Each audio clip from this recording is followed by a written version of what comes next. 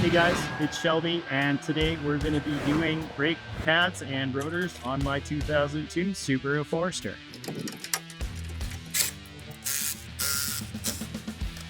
Okay, thumbs up.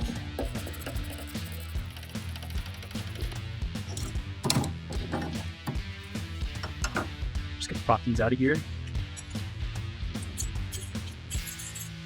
Clean it up a little bit. Place our new springs in, nice and snug, nice and centered. Position the fronds. Nice.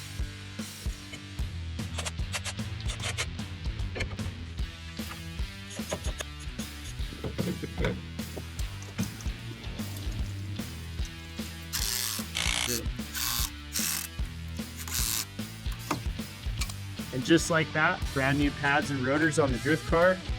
Special shout out to NAPA Auto Parts in NAPA, Canada. Head on down to your local NAPA for all your parts needs.